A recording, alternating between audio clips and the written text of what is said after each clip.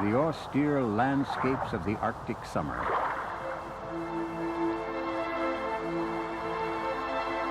As the seasons change, the northern latitudes transform into the icy and forbidding world of our imaginations.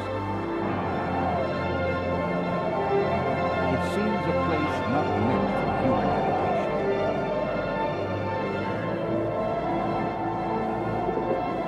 As spring returns, the ice begins to disintegrate and shift unpredictably.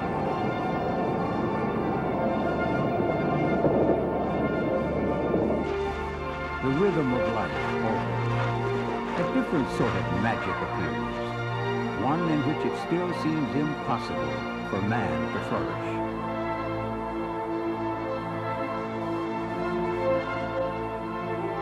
Yet, some 7,000 years ago, humans traveled from Asia and made this world their own. Far from merely enduring the cold, the people of the Arctic learned to rely on it. Only in the past century has their culture changed dramatically, influenced by southern civilizations. The Arctic Eskimos look out onto a different world, one that has encouraged them to adapt in order to survive.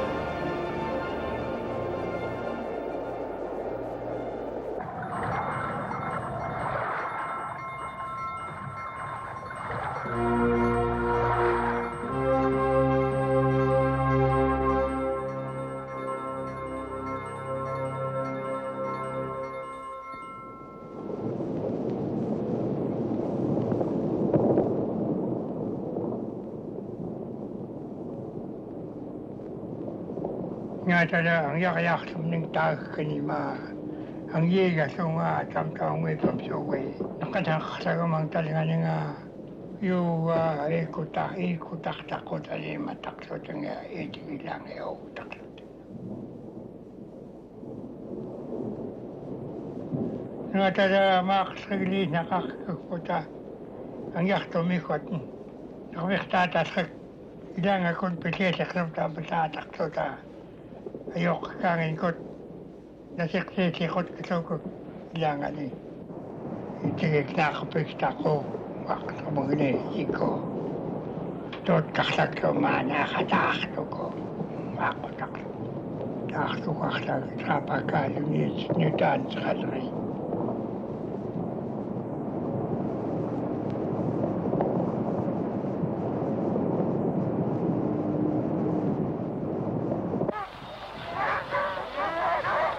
Over the centuries, the Arctic inhabitants came to deeply understand their surroundings. Rather than battling the harshness and cold, they depended on it. Some still do. The frozen surface of the sea can be traveled on, and tracks can be easily followed. Caches of food can be left for months.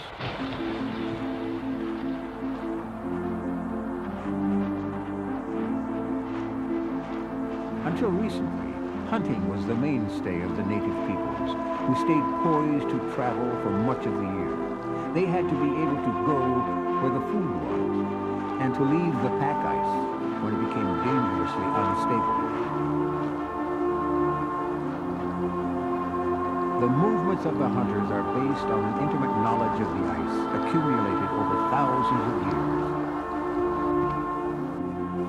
Visual observation and only the simplest of tools tell them all they need to know about the conditions around them.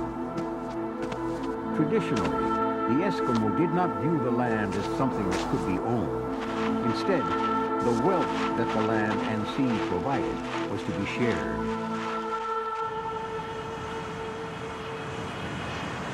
When people from the south came to tap the vast mineral resources of the Arctic, they had a very different perception. Ownership was considered a right, and developers moved rapidly to exercise it.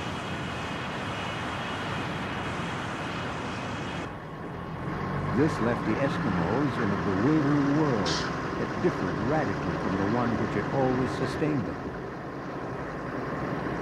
Roads, trucks, and snowplows altered their way of life forever. The horizon no longer stretches unbounded.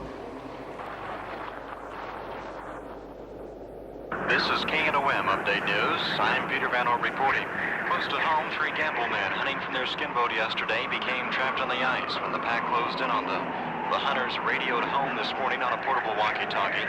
The ice had closed in around them, that they were trapped and unable to get back.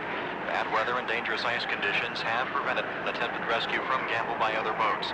A Coast There Guard have been spokesman told benefits Update from the News outsider that the and only his available technology. helicopter, the Despite the C-130 Eskimos' search plane, knowledge are of currently the en ice, route to its St. Lawrence perils Island from can never Kodiak, be fully 650 known. miles away. If a sudden spring squall should occur, hunters far from shore may be left adrift on a large piece of pack ice. Back home, there is little to do but anxiously wait and hope. Conditions may not improve for days or even weeks, and the meager supplies carried on a hunting expedition may not hold out.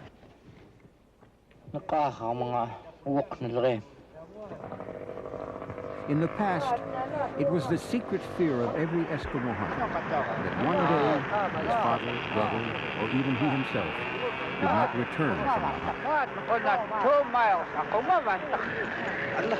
Today, however, the Eskimo may not be so much at the mercy of weather or ice conditions. On more than one occasion, a Coast Guard helicopter has offered a final ray of hope for a forlorn hunting party.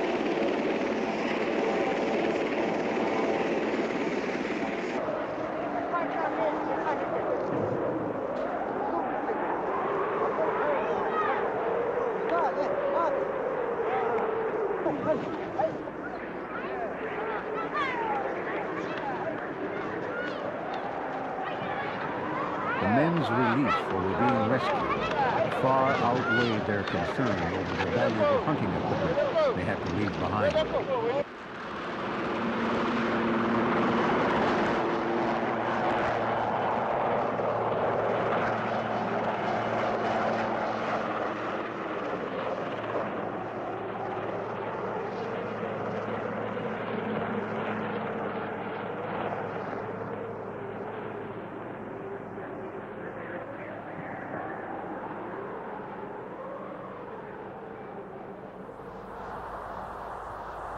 Every village has a story of someone who ventured out onto the pack, never to return.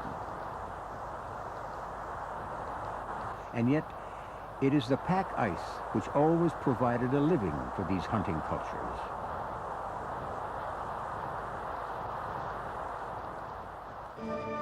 In spring, the frozen sea begins to break apart. Great numbers of fish and game will soon appear. It is the season in which the hunter finds some of his most valuable prey. It is also a dangerous time, for as temperatures rise, the melting ice cover becomes even more unstable. Life converges at the edges of the pack. The bowhead whale comes to feed on the blooming plankton. The single-horned narwhal preys upon mile-long schools of Arctic cod.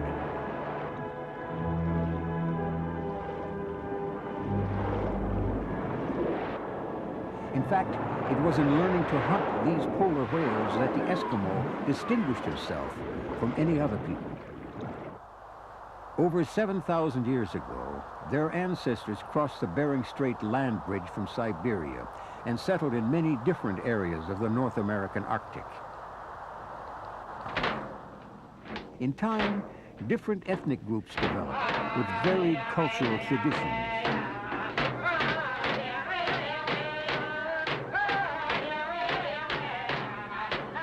All, though, retained evidence of their Asian ancestry.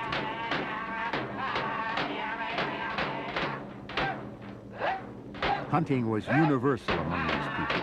It became the focal point of the Eskimo culture, refined over thousands of years.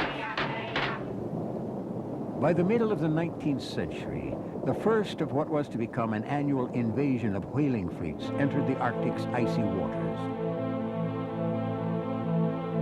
Whalers used their spare time to trade with the Eskimo. Generally, they exchanged the furs and tusks of Arctic animals for commercial goods of far less value.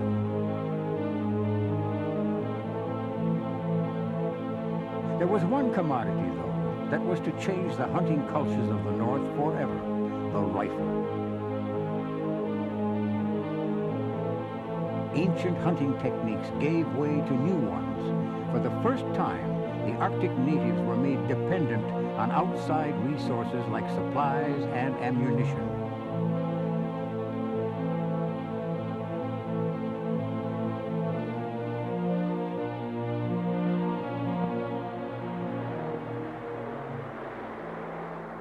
Today's hunting is a sophisticated blend of the old and new. Combined with the high-tech equipment of the South is the wisdom that the Arctic dweller carries within himself. No one knows the demands of this hostile land better than the Eskimo.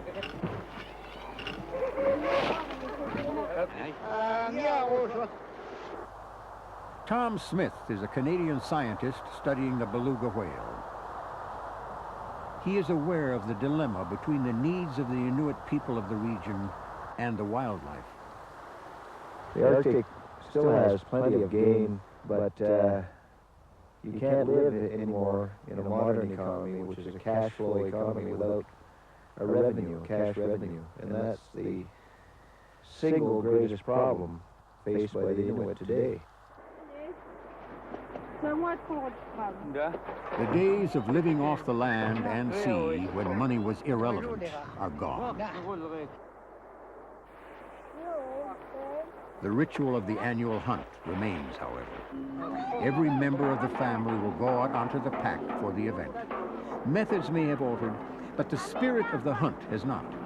It is still a time of excitement and renewal.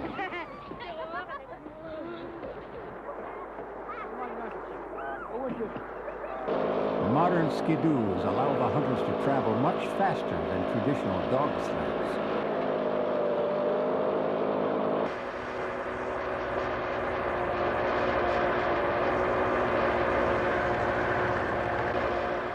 Ancient routes follow the game animals' migratory paths, but the men must be alert for the subtle changes that occur from year to year.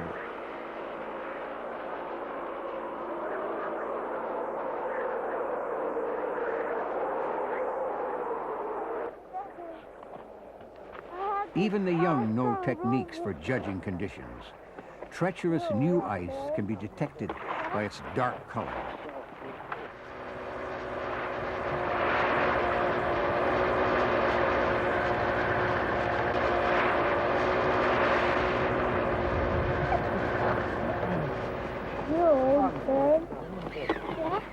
It is during the hunt that the knowledge of generations is passed along and family bonds cemented. Children are encouraged to be self-reliant. Parents must deal with the problems of contemporary northern life as well as the traditional ones.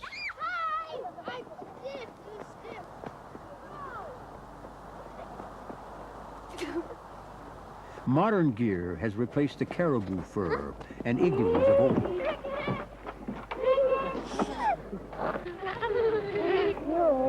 The children are still expected to help out, however. If necessary, many families can still exist without modern accoutrements. Whether the next generation will be able to do so is unclear, as Southern education and culture continue to penetrate the Arctic civilizations.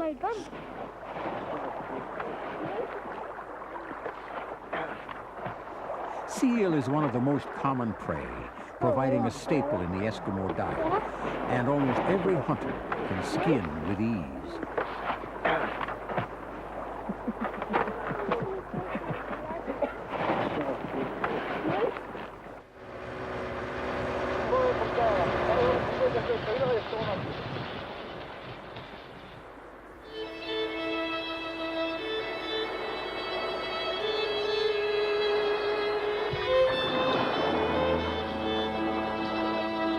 The men have a profound relationship with the animals they seek. It is a spiritual as well as a tangible connection in which the prey is thought to offer itself.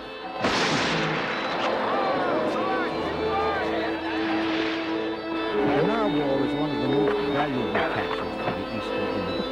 There is a yearly quota set by the Canadian government, which they are not allowed to exceed.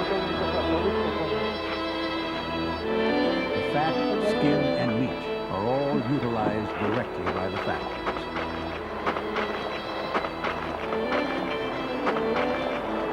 The tusk, on the other hand, has a commercial value of up to $2,000.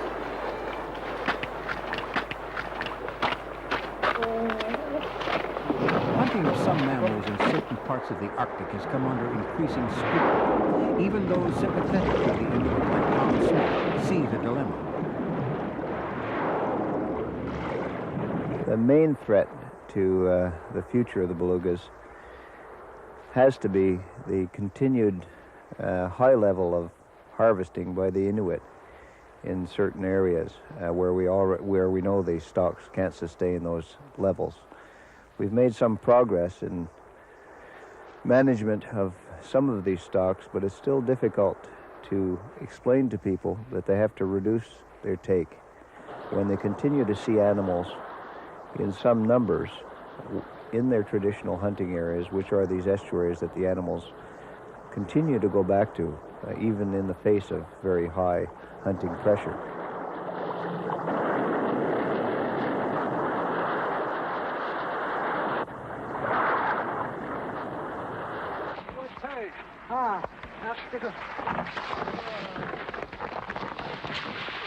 Hunting of the bowhead all but eradicated the whale in the east, but it is still abundant here in the western Arctic. For the Inupiat Eskimo, the quest for the animal is a crucial cultural expression.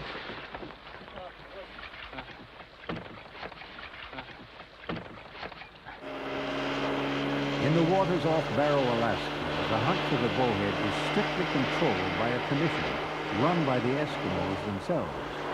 The quotas they have set allow the bowhead population to remain healthy. Many Inupiats still use traditional skin boats, or umiak, which even the chances between hunter and hunter.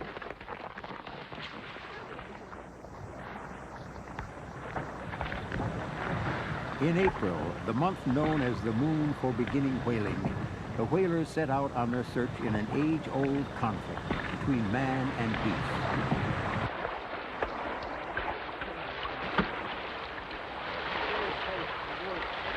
We are the heirs of the Thule Eskimos, who first hunted the bowhead some 800 years ago. The men will wait weeks for an opportunity.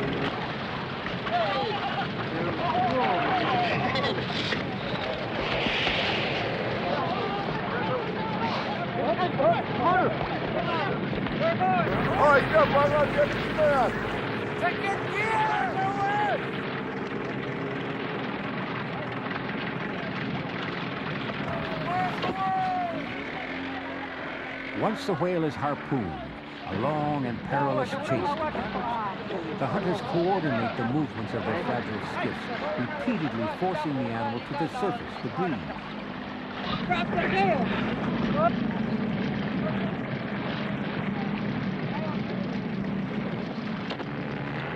Finally, it is there.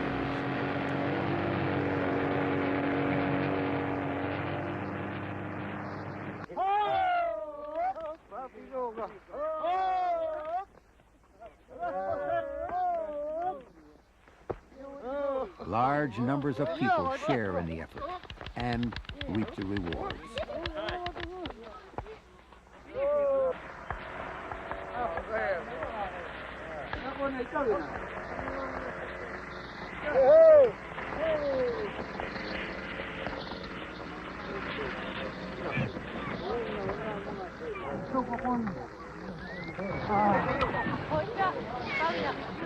Though their survival may no longer depend on hunting, it remains the essence of Eskimo identity.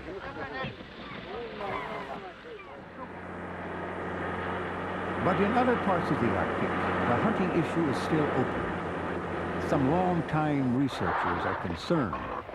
Buster Welch has been studying wildlife in the eastern regions for over 15 years. He has a thorough knowledge of the habitats and the role that hunting plays in the area.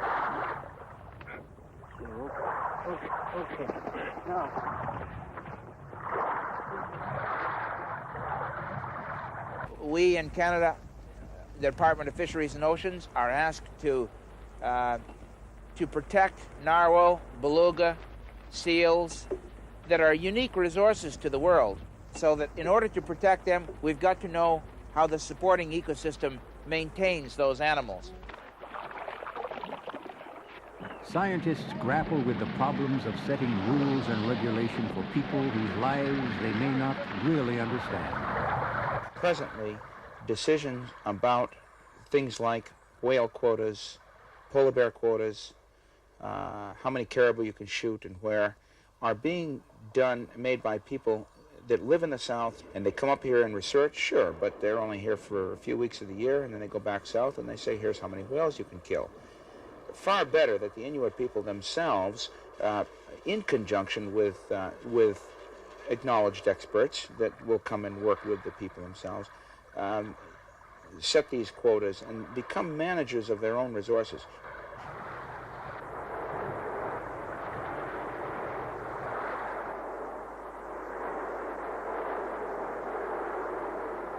The Inupiat have proven that they are good managers of animal resources.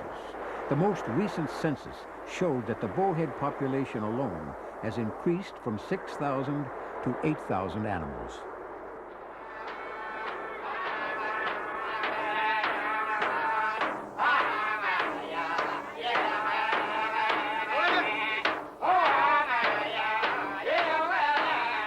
A new Arctic native has emerged, one faced with the prospect of blending into a different kind of society and sharing his resources with outsiders.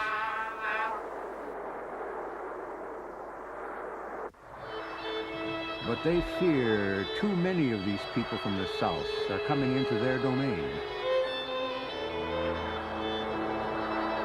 Like every culture, they need the continuity that stems from holding on to the symbols of their identity.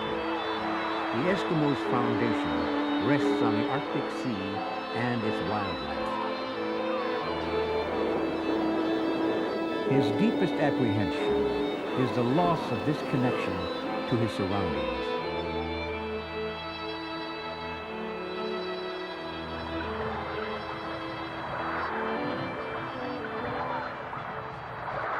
My concern is with the Inuit people, the native people of Canada, and in Arctic Canada particularly, because you see, the nearest family to us that lives on the land is only 150 kilometers south of here.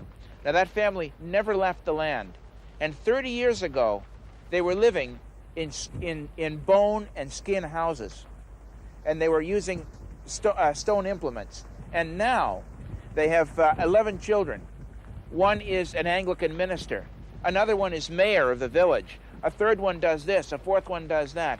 The cultural change is very rapid. We must be very careful that we treat these people right. It's their land.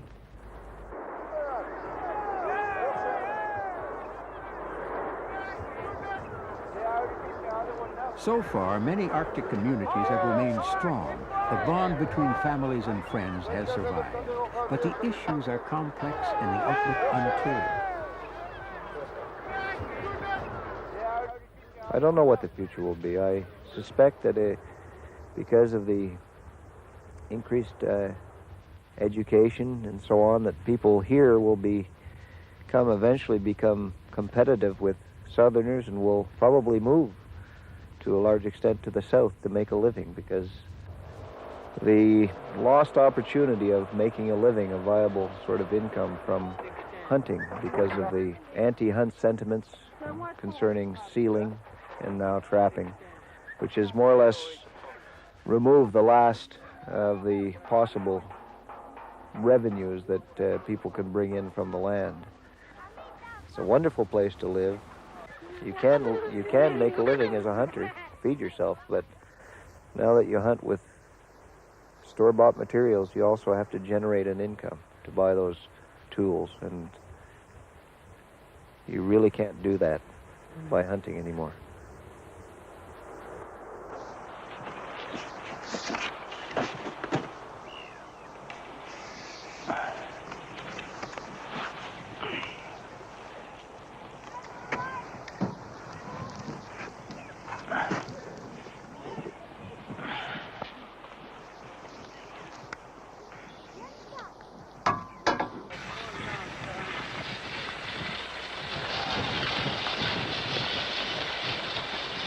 The people of the Arctic have triumphed over one of the world's most inhospitable environments.